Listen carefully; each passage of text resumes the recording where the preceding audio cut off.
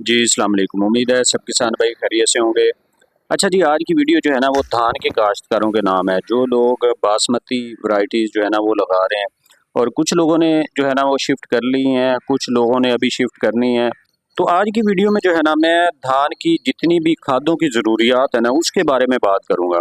क्योंकि हर किसान जो है ना अपने हिसाब से खादें डालता है, लेकिन जो धान की फसल है ना इसमें दिन बड़े इम्पोर्टेंट होते हैं। कि आपने कितने दिन की फसल हो तो कौन-सी जो है ना वो खाद डालनी है और कब दानेदार डालनी है। क्यों इसमें जो किसान गलतियाँ करते हैं ना वो जिस टाइम फसल को ज़रूरत होती है तब खाद नहीं डालते और जब ज़रूरत नहीं होती तो तब जो है ना वो खादें डाल रहे होते हैं। तो मेन जो है ना इसमें मैं यही आपको थोड़ा-सा वो गाइड करूँगा कि आपने जो है ना फसल की स्टेज के हिसाब से किस तरह जो है ना वो खादें डालनी है। तो सबसे पहले जो मैं पहली खाद के बारे में बात करूँगा जो बेसल डोज़ होगी। तो आपने बेसल डोज़ में जो है ना डीएपी डालनी है। अब कुछ लोग जो है ना वो डीएपी बाद में डालते हैं।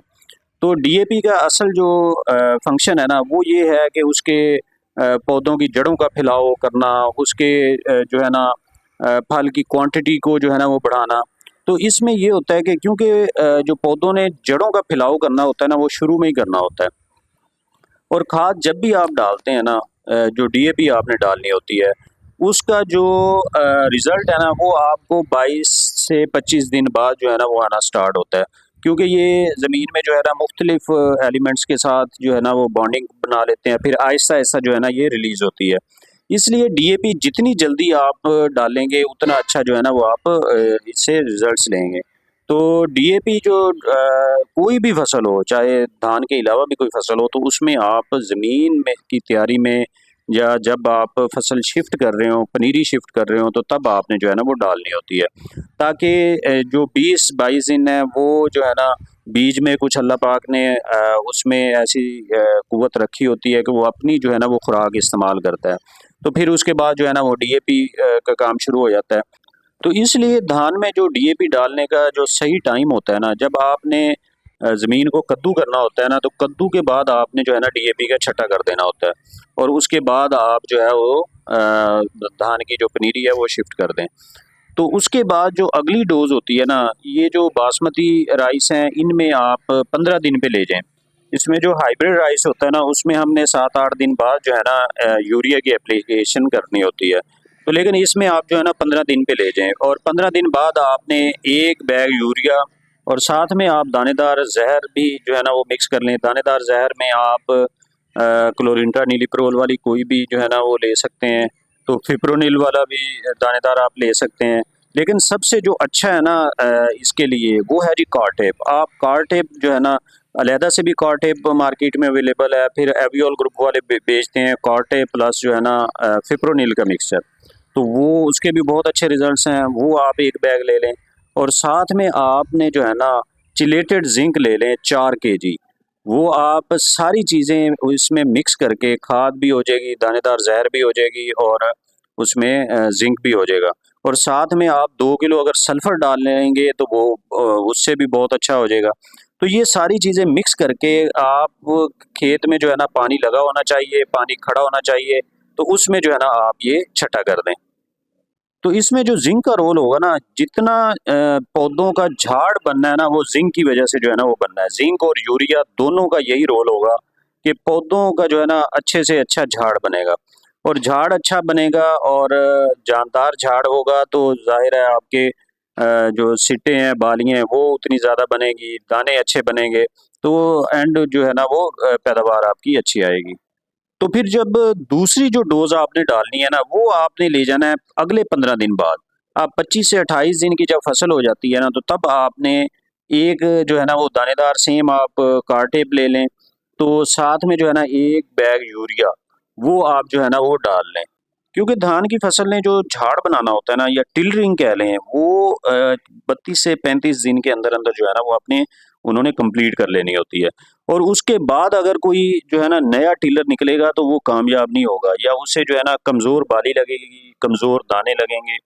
तो जो 32 से 35 दिन से पहले-पहले जो है ना जितना भी झाड़ बनेगा वो मज़बूत होगा, उससे जो है ना बालियाँ भी मज़बूत बनेगी और अच्छी भराई होगी उनमें।